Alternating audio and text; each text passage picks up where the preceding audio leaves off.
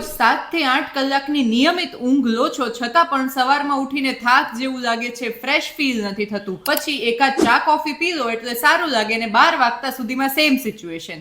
જો તમને પણ આવું થતું હોય ને તો આ રીલ એન્ડ સુધી જોજો, કારણ કે આવું થવા પાછળ માત્ર ઊંઘ જવાબદાર નથી, બીજા પણ ઘણા કારણો છે. સૌથી પહેલું છે વિટામિન ડી ની ઉણપ. ઘણા લોકોને એવી ગેરમાન્યતા હોય છે કે વિટામિન ડી તો માત્ર હાડકાઓ માટે હોય છે, પરંતુ હકીકત એ છે કે આપણા શરીરના જે સ્નાયુઓ હોય, રોગ પ્રતિકારક શક્તિ હોય અને એનર્જી હોય એનામાં પણ વિટામિન ડી મોટો રોલ પ્લે કરે છે.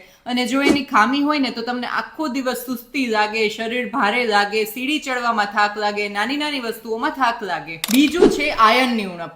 ઇન્ડિયામાં મોટા ભાગની મહિલાઓમાં આયર્નની ઉણપ હોય જ છે. હવે આયર્નનું કામ છે બોડીમાં હિમોગ્લોબિન બનાવવાનું અને હિમોગ્લોબિનનું કામ છે શરીરના દરેક કોષો સુધી ઓક્સિજન પહોંચાડવાનું. એટલે જ્યારે આયર્નની કમી હોય ને ત્યારે તમને આખો દિવસ થાક લાગે, થોડી મહેનત કરો તો પણ થાકી જાઓ, શ્વાસ ચડે, ચક્કર આવે, સુસ્તી જેવું લાગે વગેરે જેવી વસ્તુઓ જોવા મળે.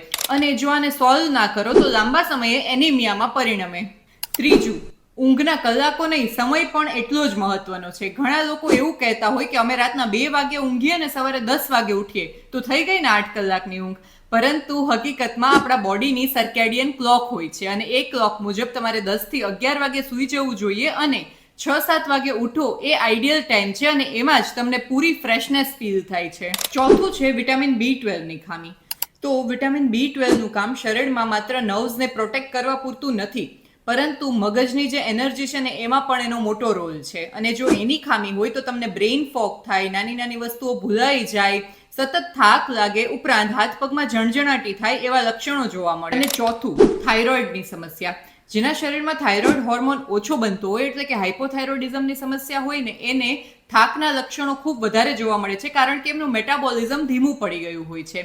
તો એમનામાં વજન વધવું, વાળ ખરવા, સ્કિન ડ્રાય થઈ જવી, કોન્સ્ટિપેશન વગેરે જેવી સમસ્યાઓ પણ જોવા મળે છે. તો જો તમને સતત આવી ફિલિંગ રહેતી હોય, સવારમાં ઉઠીને ફ્રેશ ફીલ ન થતું હોય, એનર્જી ના લાગતી હોય, થાક લાગતો હોય, તો તમારે એને વધારે સમય સુધી અવગણવું ના જોઈએ.